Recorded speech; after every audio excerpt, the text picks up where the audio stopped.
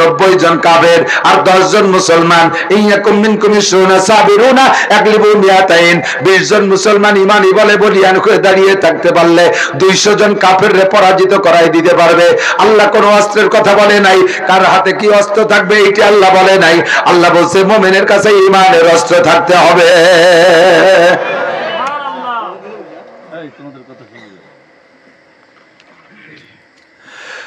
10% মুসলমান, 90% কাফের, তাও মুসলমানের জয়ের পার্সেন্ট।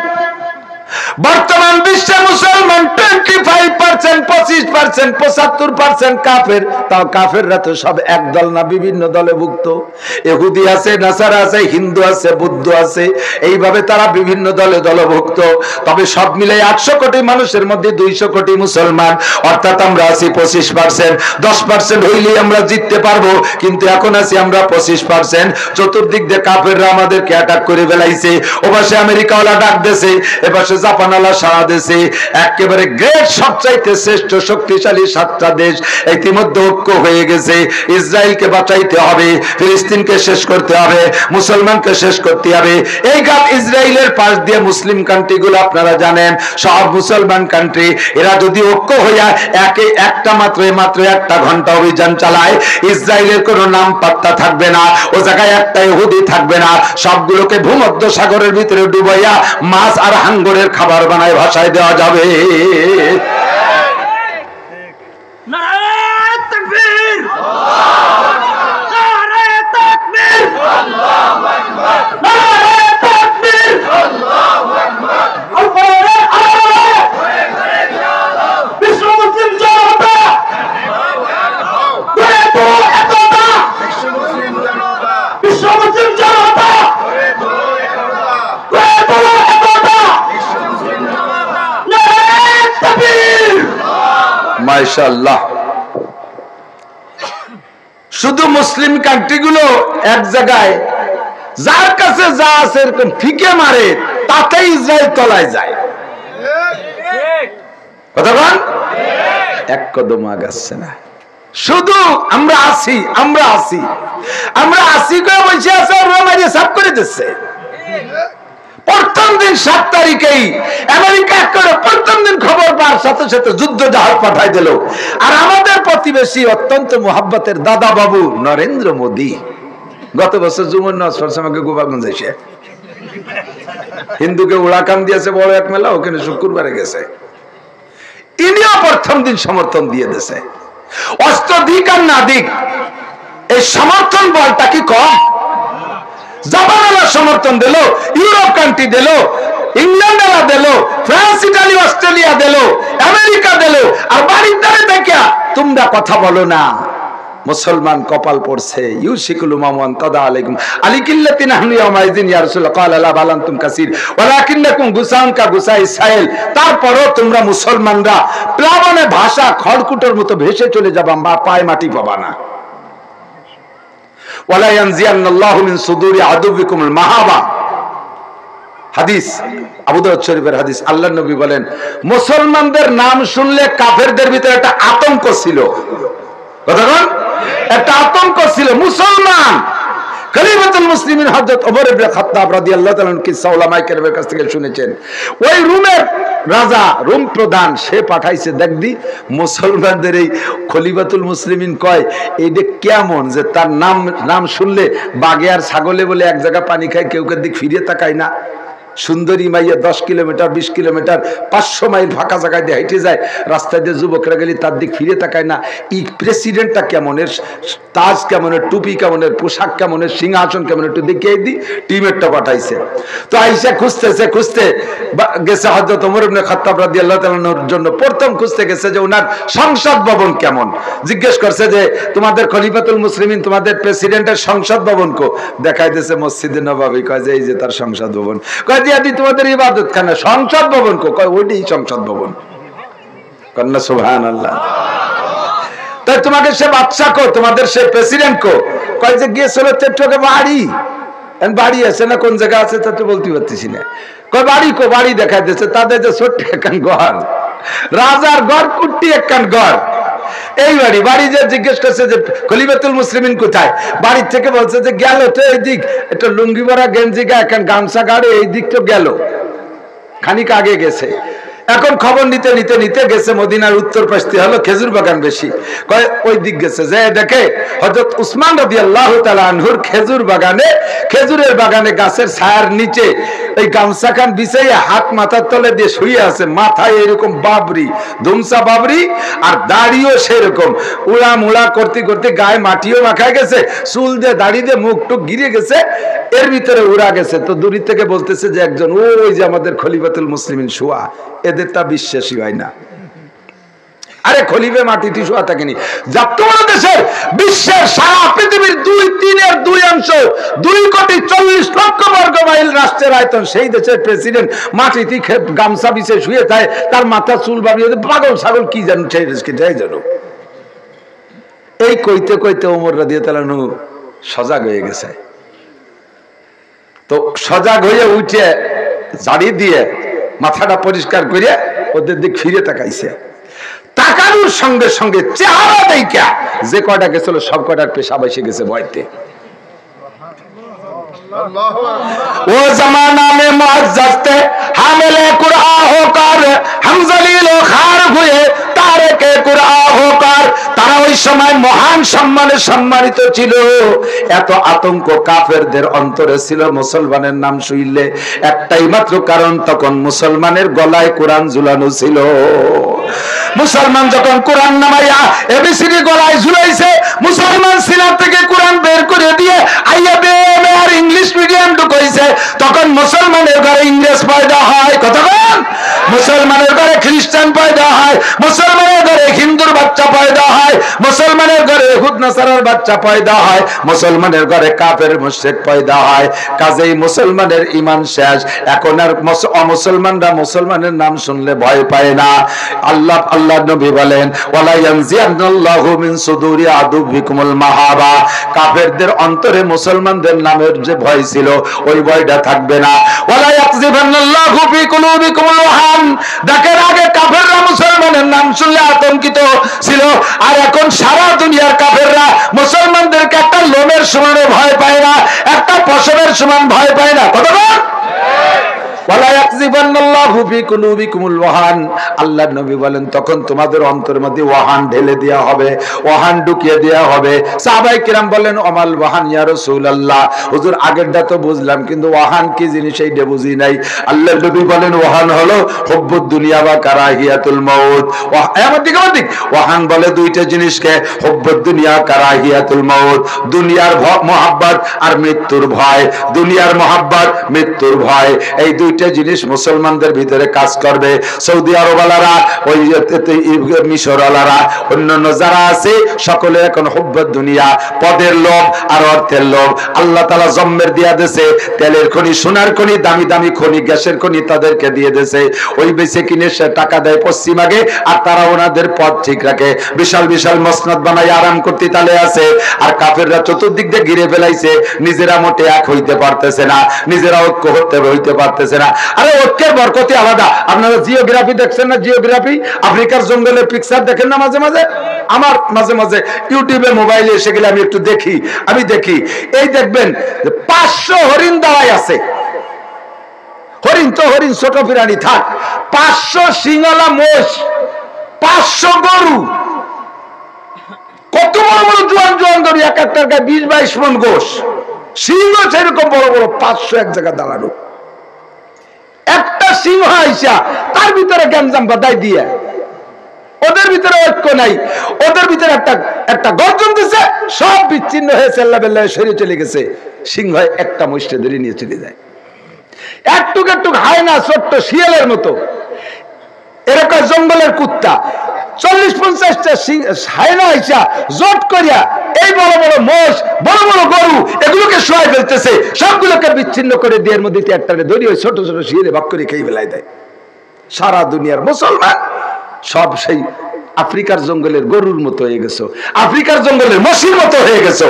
ওরা হায়নারা আইসা, পশ্চিমা হায়নারা আইসা চিন্তাছে, আর মুসলমান সব বিচ্ছিন্ন হয়ে গেছে। আর ফাঁকে গাজার মুসলমান আর ফিলিস্তিনের শিশু বাচ্চাদেরকে তারা ধ্বংস করে দিয়ে যাচ্ছে।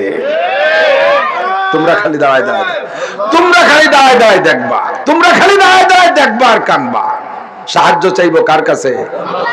ইয়াকা নাবুদু ওয়া ইয়াকা নাস্তাইন। এক একটা করে আয়াত পড়বেন। তোমারই কাছে সাহায্য চাই, তোমারই কাছে, তোমারই ইবাদত করি। ইবাদত আল্লাহর, সাহায্য কার? আল্লাহর কাছে। তো কি কি আমার লাগবে তো আমি জানি না, আমার চাইতে আমার আল্লাহ ভালো জানে না? কথা বলেন না কেন?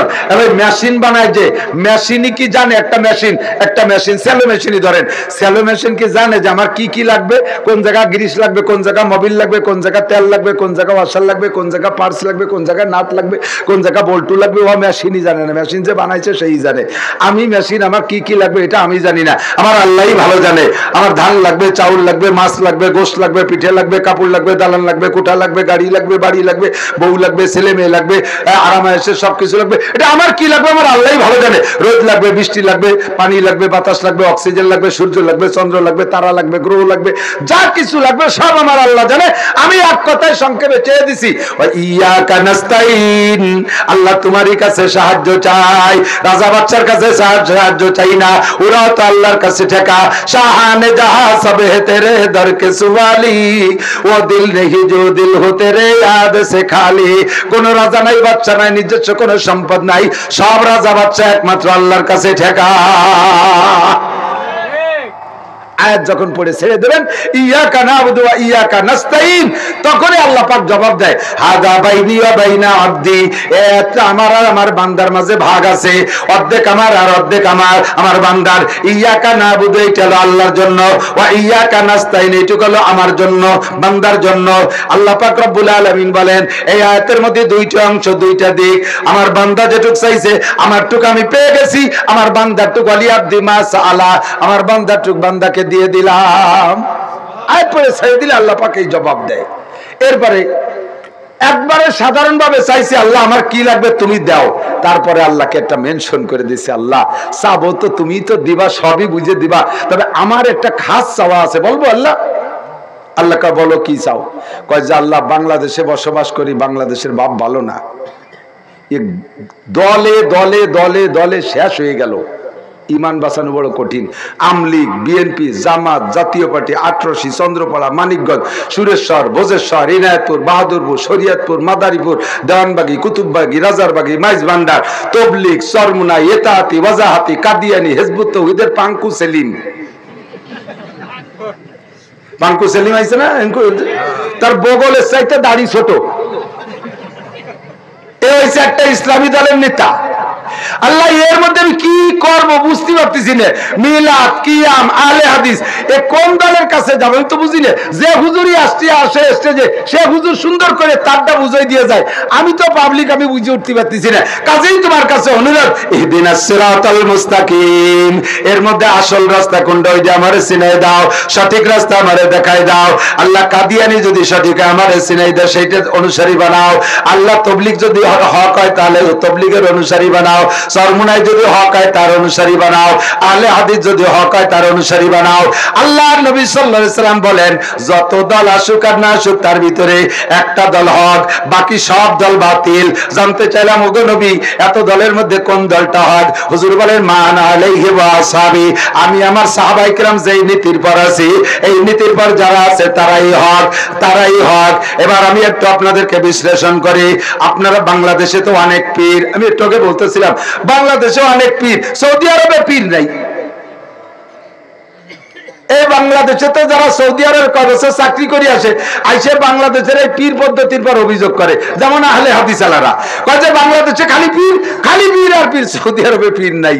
আমি কইলাম যে আরে পাগল, বাংলাদেশে তারপরও পীর কম হয়ে গেছে, আরো পীরের দরকার। তুমি সৌদি আরব থাকছো, সৌদি আরবে ট্রাফিক সিগন্যালে কি পুলিশ আছে? যারা সৌদি গেছেন তারা কোন একটা ট্রাফিক সিগন্যালে পুলিশ নাই। অটো কম্পিউটারে লাইট জ্বলে, নেবে লাল বাতি জ্বলে, সবুজ বাতি জ্বলে, লাল বাতি জ্বলার পরে রোডে সাদা দাগ দিয়ে আছে। প্রেসিডেন্টের গাড়িও ওই সাদা দাগের 1 ইঞ্চি ওপাশে যাবে না, স্বরাষ্ট্রমন্ত্রীর গাড়িও যাবে না, পুলিশের আইজির গাড়িও সাদা দাগের ওপাশে যায় না, অথচ একটা পুলিশ নেই সে জায়গা। কথা বল। আর বাংলাদেশে 7-8 জন পুলিশ বড় আহিয়ালা বাস নিয়ে দাঁড়াইয়ে বাড়ায় ঠেয়াতে পারে না, টিরাকে পুলিশ পাই দিয়ে চলে যায়।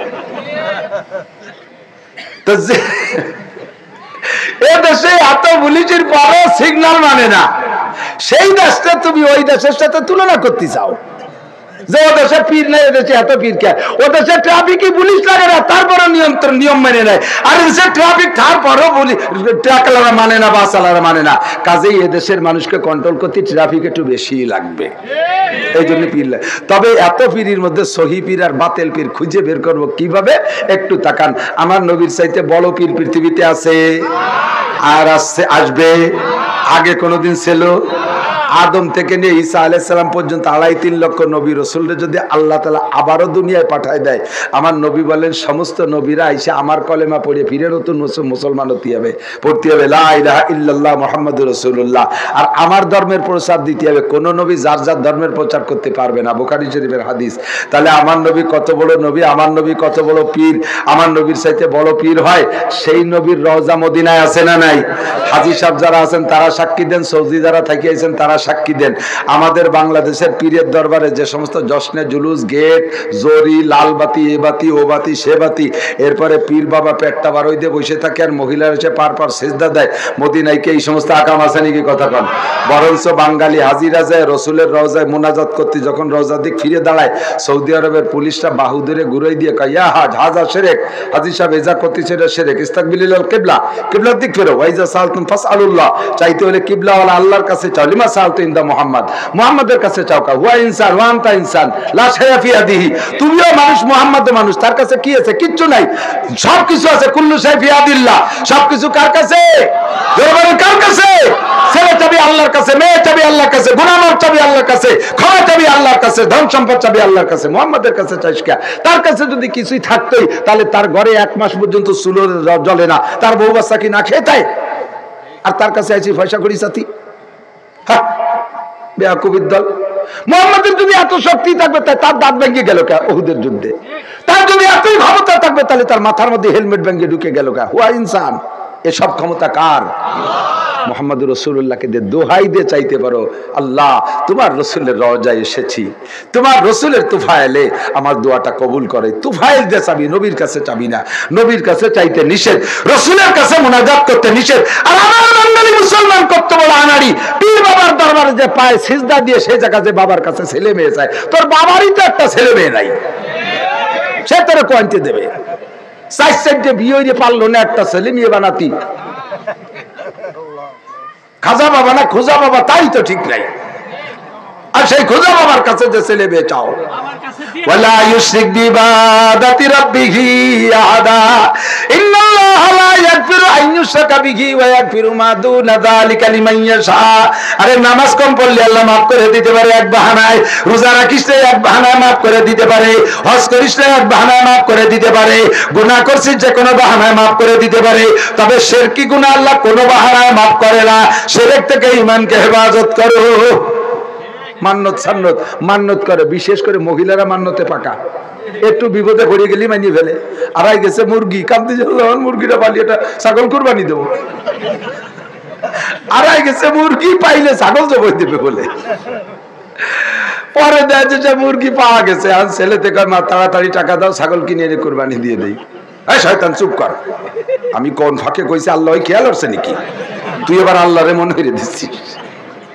আল্লাহ আবার খেয়াল করে নাই। ছেলে কয় মা তোমার মনে না থাকতে পারে, আল্লাহর মনে আছে। তুমি এই মুরগির জন্য মান্নত করছো, খাসি কি জন্য? যাতে শিয়ালে ধরে না নিয়ে যায়। সে শিয়াল কিন্তু বাগানে আছে মা, শিয়াল তবলিগি যায়নি, শিয়াল চরমুনাই যায়নি, ও আছে কিন্তু। তাড়াতাড়ি টাকা দাও, এর কিন্তু তোমার মুরগি থাকবে না। ওর মা আইজ না কাল, কাল না বসে করতে করতে করতে করতে শেষমেশ সে মুরগির ছাগল দেয় নাকি 300 টাকার মুরগির জন্য কি 3000 টাকার ছাগল কেউ দেয় নাকি? পরে শিলে এসে থাবাই দিয়ে মুরগি নিয়ে গেছে। মান্নত করে বাবার কাছে, বাবা দাও, বাবা দাও, বাবা তোমারে গরু দেবো, ছাগল দেবো, গরুরে গরু দেবো, গরুরে গরু দেবে, ছাগলে ছাগল দেবে। মানুষে মানুষ চেনে, বাছুরি চেনে গাই, মুরগিতে খাবড়া চেনে, কুত্তই চেনে ছাই। কথা বল। সরবুলা মানুষ আছে, মানুষ যায়, টুঙ্গিতে মানুষ আছে, মানুষ যায়, গহরতে মানুষ আছে, মানুষ যায়, হাটাদারি মানুষ আছে, মানুষ যায়, এ জায়গা মানুষ আছে, মানুষ আসে, যে জায়গা গরু গরুর দ্বারা খালি গরু আর গরু যায়, কথা বল না কেন? আর গরু না ক্রেডিট জারে, আমাকে এত গরু আছে, এত গরু আছে, আমাকে এনে একটা গরু হয়েছিল, এখানে সব মানুষ আইছে, কথা বল না কেন? আমাকে এখানে সব কি হয়েছে? মানুষ আইছে। গরু দিয়ে গল্প মারিস না। ওয়ালা ইউশরিক বিইবাদাতি রাব্বিহি আহাদা, আল্লাহর সাথে কেউ শিরিক করো না। আমার নবীর রওজায় কোনো শিরিক নাই, আমার নবীর রওজায় কোনো বেদাত নাই। আল্লাহু আকবার। বাংলাদেশের শিরকার বেদাতের কারখানা। ওয়ালা ইউশরিক বিইবাদাতি রাব্বিহি আহাদা, চাইলে দোয়া করলে আল্লাহর কাছে কইবা, আল্লাহকে বলবে ইয়াকা নাবুদু ওয়া ইয়াকা নাস্তাইন, তারপরে বলবা আল্লাহ সবচেয়ে বড় বিপদে আছি ঈমান নিয়া, কোন দলের সাথে গেলে ঈমান ঠিক থাকবে? তোমার কাছে দরখাস্ত ইহদিনাস সিরাতাল মুস্তাকিম। নবী পাক বললেন আমি আমার সাহাবা যে তরিকার উপরে আছি ওইটার পর থাকবি। এদিক তাকান ভাই, হাদিসের ভিতরে আসছে নবীর তরিকা মাথা থেকে পাতালু পর্যন্ত একটা বডি চেক করে নেই আগে। নবীর টুপি কেমন ছিল খোঁজেন, হাদিসে আছে না নাই? নবীর চুল কেমন ছিল? বাবার দরবারের ওইরকম চুল? তাহলে মেসির চুলির মতো চুল? হ্যাঁ, ওই পশ্চিমেকে চুলির মতো চুল? চলচ্চিত্রের নায়ক নায়িকাকে চুলির মতো? তাহলে তুমি সেরকম রাখছো কে? নবীর সুন্নাত ভালো লাগে না, নায়ক নায়িকার সুন্নাত ভালো লাগে, নবীর আদর্শ ভালো লাগে না। পোশাক সবচাইতে সুন্দর, সুদর্শন, সর্বদিক দিয়ে সুন্দর পোশাক সুন্নতি পোশাক, এর কোনো বিকল্প নাই। মুসলমান জীবনে কত পোশাক পরো, কিন্তু জীবনের সর্বশ্রেষ্ঠ আনন্দের দিন আর জীবনের সর্বশ্রেষ্ঠ বিপদের দিন, দুইটা দিন কিন্তু তোমাকে সুন্নতি পোশাক পরাই লাগে। প্যান্ট শার্ট টাই কোট যাই বড়, বিয়ের দিন একটু পাঞ্জাবি পায়জামা পরে একটা কাগজের ফাগড়ি হলেও মাথায় দেয়া লাগে, ঠিক না? সেদিন তো তুমি দোনালা ভরে যাও না, দোনালা বন্দুক খড়ি টান টানে দাঁড়ায় দেখলি আমার পরাণ পড়ে, আল্লাহ খুব খারাপ লাগে। ওই বইরুম টাইটে রয়েছে দলা বলা, কি বেকায়দা, পেশাব করে কিভাবে, পায়খানা করে কিভাবে? পেশাব তো দাঁড়াই করি হুজুর, বসার তো কায়দা নেই, বসলি তলা ছিঁড়ে যাবে। তা পায়খানা করিস কি রে? পুরো খুলে তুই বাথরুমের মধ্যে না পুরো প্যান্ট খুলে পায়খানা করলি। কখনো কখনো ফাঁকা জায়গায় তো সুবিধা অসুবিধা হয়, তো অন্য জীবনে দিয়ে একবার অন্য ফাঁকা জায়গায় বসা লাগে আগানে বাগানে, তো মানুষের মধ্যে তুই প্যান্টটা খুলে আঁকতেই বসা লাগবে তোর। এমন বেইজ্জতি পোশাক কেন পরিস? পরছে এমন ভাবে একটু উড়ো বসলে প্যান্ট নামতে নামতে একেবারে ফার্স্ট ক্লাস থার্ড ক্লাস পার হয়েছে লিখেছে। দেখলিও লজ্জা করে, লজ্জা করে না? আমার বাড়ির রাজমিস্ত্রি কাজ করতেছে, টাইলস মিস্ত্রি, ওই প্যান্টটা পরছে। আমাকে বাড়িতে মেয়ে ছেলেরা পর্দায় রয়েছে, ওরা কাজ করতেছে, আমি যাচ্ছি আর ওই দেখতে আমার লজ্জা লাগতেছে। আমি ওরা 2 দিন কইছি, ও ভাষা বেরোনো ল্যাংটা প্যান্ট পরে আসিস কেন? ওই লুঙ্গি পরে আসবে না ঢিলে ডালাটা পরে আসবে? আজ আবার তাই পরিয়েছে। আমি কোন নীতি ওই সিমেন্ট বালি নিয়ে ওই তোর ভাষা প্লাস্টার করে দেবো, তোর প্যান্টেই যদি গিত্তি না পারে শয়তানি একবারে প্লাস্টার করে দিই, আর কোনোদিন দেখা যাবে না। আমার নবী কি জীবনে এই প্যান্ট পরছে? আবু বকর পড়ছে, সাহাবায়ে কেরাম পড়ছে, আবু হানিফা শাফি আমার মালিক পড়ছে, বুখারী মুসলিম পড়ছে? কেউ পারে নাই। আল্লাহু আকবার। নবীর কুল শামাইলে তিরমিজি পড়েন, উলামায়ে কেরাম অনুবাদ করে দিয়েছে বাংলায়, এখান তিরমিজি কিনে পড়েন শামাইলে তিরমিজি। নবীর চুল কেমন ছিল, দাড়ি কেমন ছিল, মোছ কেমন ছিল, পাগড়ি কেমন ছিল, জুব্বা কেমন ছিল, সবকিছু কেমন ছিল, অল এভরিথিং আছে। সাহাবায়ে কেরাম হুবহু নকশে কদমের উপরে চলছে। এই জন্য নবী বলেন মা আনা আলাইহি ওয়া আসহাবি, আমি আমার সাহাবায়ে কেরাম যে তরিকার উপরে আছি এইটাকে হুবহু মেনে চলে যারা, তারাই জান্নাতি, তারাই সিরাতে মুস্তাকিমের উপরে আছে। বাকি সব গুমরা, বাকি সব গুমরা। বনি ইসরাইল ছিল 72 দল, আমার উম্মত হবে 73 দল। এক দল মাত্র জান্নাতি, বাকি 72 দল জাহান্নামী। আপনার বিবেকরে কাজে লাগাইলে আপনি খুঁজে পাবেন বাবা, বিবেকরে কাজে লাগাইলে। আপনার বউ একজন পীর সাহেবের সামনে যাইয়া গায়ে মাথায় কাপড় নাই সিজদায় দিয়ে পড়ে থাকবে, পীর সাহেব অনেক সুন্দর করিয়া জ্বালিয়ে দেয়, একবার এ পাশে $1 দেয়, একবার ও পাশে $1 দেয়, মা আল্লাহ তোমার বাসায় রোক, আল্লাহ তোমার বাসায় বরকত তর্কত সব পীরি রাতের মধ্যে চলে গেছে। এই শয়তানটা পীর হতে পারে কোনদিন? কথা বল না, পারে? এই শয়তানটা পীর হতে পারে? আমার ছবি হিসাবে এই কাম করে, ডালকানগরের পীর সাহেব এই কাম করে, এনাদের কারো সামনে মহিলা যায়, সর্বনা পীর সাহেবের ময়দানে যাবেন, লক্ষ লক্ষ মানুষের ভিতরে 10 বছরের উপরে কোনো মেয়েকে রাস্তাঘাটে দেখবেন না। কথা বল। আপনাদের এই মাহফিলে যে যুবতী মেয়েরা বাজারের মধ্যে দিয়ে ঘুরে বেড়াচ্ছে, 1 পয়সারও নেকি হবে না এই মাহফিলি, 1 কখনো আবির করলে যে নাকি সম্পূর্ণ নাকি খেয়ে ফেলাই দেবে এই যুবতী মেয়েরা বাজারের মধ্যে দিয়ে ছেলেপেলেদের কিনুর গুতো খাইলে ঠেলা ধাক্কা খাবে। কায়রা কারা? ওরা কি আসমানের তে নাজিল হইছে? মেয়েরা আল্লাহ প্যাকেট করে ছাড়িয়ে দিছে। ও তো আপনার আমার মাইয়া, আমার আপনার মেয়ে। তা আপনি এখানে এসে ওয়াজ শোনেন আর আপনার বউটা মেয়েরা ওই জায়গায় দিয়া ছেলেপেলেদের ভিতরে বাদাম খেয়ে বেড়ায়। কিসির মাহফিল আবার কয়? এগুলো সব বন্ধ করতে হবে। কথা বলেন। ইহদিনাস সিরাতাল মুস্তাকিম। আল্লাহ সঠিক রাস্তা খুঁজে পাচ্ছি না, আমাদেরকে সঠিক রাস্তা দেখাও। এ ভাই মুসলমান যুবক, আমার দিক তাকা। গোলাম আহমদ কাদিয়ানি কি সঠিক নবী? কথা বলেন। কাদিয়ানি ও নবী, নবীও না, ও তো কাফের। ওটা কি? কাদিয়ানি, কাদিয়ানি, কাদিয়ানি। আপনারা ইমানদার, সিরাতে মুস্তাকিমের উপরে চলার দোয়া করবেন। সাথে একটু বলে দিছি, আল্লাহ চাইলাম তোমার কাছে সিরাতে মুস্তাকিম তুমি দিবা, তবে আমার আরেকটা দাবি আছে, গায়রিল মাগদুবি আলাইহিম। এই সিরাতে মুস্তাকিমের উপরে যারা চলছে আমার কিন্তু কয়েক দলের নাম জানা আছে, বলবো? আল্লাহ আল্লাহ বলে বলো, কয় সিরাতাল্লাযীনা আনআমতা আলাইহিম, যেই রাস্তায় চলার কারণে এক দলকে পুরস্কৃত করেছো, সাহাবায়ে কেরাম, নবী রাসূলুল্লাহ, তাবেঈন, তাবেঈন, এদের রাস্তায় আমারে চালাবা, ওই বন্ডদের রাস্তায় চালাবা না।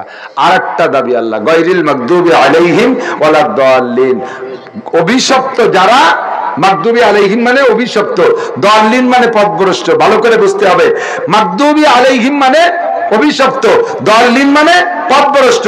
এই দুই জাতির পথে আমারে চালাবা না। সমস্ত তাফসীরের কিতাবে এই সূরা ফাতিহার এই অংশের তরজমা তাফসীরের ভিতরে লেখে মাগদুবি আলাইহিম মানে ইহুদি, দাল্লিন মানে নাসারা, দাল্লিন মানে নাসারা। আল্লাহ তুমি নিজেই বলে দেছো, ইয়া আইয়ুহাল্লাযীনা আমানু লা তাত্তাখিযুল ইয়াহুদা ওয়ান নাসারা আউলিয়া। যুবকরা, মানিকগঞ্জের যুবকরা, সিংহের যুবকরা মনে রাখবি, মনে রাখবি, আল্লাহ পাক বড় মহব্বতের সাথে ডাক দিয়ে বলে, হে আমার অন্ধ জগতের অটল বিশ্বাসী পাগলরা, দুনিয়ায় তাইকে আমি আল্লাহকে দেখিস নাই, জান্নাত দেখিস নাই, বিশ্বাস করেছিস, আমারে না দেখে বিশ্বাস করেছিস, জান্নাত না দেখে বিশ্বাস করে লোভ করিস, জাহান্নাম না দেখে বিশ্বাস করে ভয় পাইস, ফেরেশতাদেরকে না দেখে বিশ্বাস করিস, কবর আযাব না দেখে বিশ্বাস করিস, পুলসিরাত না দেখে বিশ্বাস করিস, জাহান্নামকে না দেখে বিশ্বাস করিস। হে আমার অন্ধ জগতের অটল বিশ্বাসী পাগলরা, একটা কথা মনে রাখ, জীবনে কোনোদিন ইহুদ নাসারাকে বন্ধু বানাবি না। ওরা অভিশপ্ত, ওরা পথভ্রষ্ট, ওরা অভিশপ্ত, ওরা পথভ্রষ্ট, ওদেরকে বন্ধু বানাবি না। ওদের কোনো পণ্য ব্যবহার করবি না, ওদের সাথে সম্পর্ক করবি না, ওদের সংস্থায় চাকরি করবি না, ওদের সাথে লেনদেন করবি না, ওদের সাথে একসাথে বসে খাওয়া খাই করবি না, ওদের দেশে না যেয়ে পারলে যাইবি না। এতদিন পর্যন্ত আমেরিকার পাগল ছিলে, তওবা করো, বাংলাদেশে থেকে না খেয়ে যদি মরি তবু বাংলাদেশে থাকবো। আমেরিকার ওই ইহুদি, ওই অভিশপ্তদের টাকা আমরা খাইতে যাব না, ওই নাসারার বংশের টাকা খাইতে যাব না। ইহুদিরা, ইসরায়েলরা ইহুদি, আর আমেরিকা সহ পশ্চিমেরা হলো নাসারা। নাসারা মানে খ্রিস্টান, আর ইহুদি হলো আলাদা জাতি। এরা দাবি করে এরা মুসা আলাইহিস সালামের উম্মত। আসলে মুসা আলাইহিস সালামের উম্মতের নাম ইহুদি না, মুসা আলাইহিস সালামের উম্মতের নাম হলো বনি ইসরাইল। মুসা আলাইহিস সালামের উম্মত বনি ইসরাইল, আর ওরা ইহুদি, গোমরাহ, পথভ্রষ্ট, অভিশপ্ত।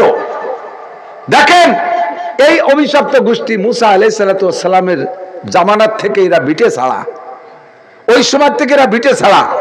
ফিরাউনের দাওয়ায় মিশর ছাড়িয়া নীলনদ পারেই পারাইছে। এই পারাইছে কতদিন রইছে? 40 বছর মুসা আলাইহিস সালামের সাথে থাকে, দিন রাত জান্নাতি খানা খায়, জান্নাতি ঘরের মধ্যে থাকে। আল্লাহ তাআলা মেঘ দিয়ে ঘর বানাই দিয়েছে।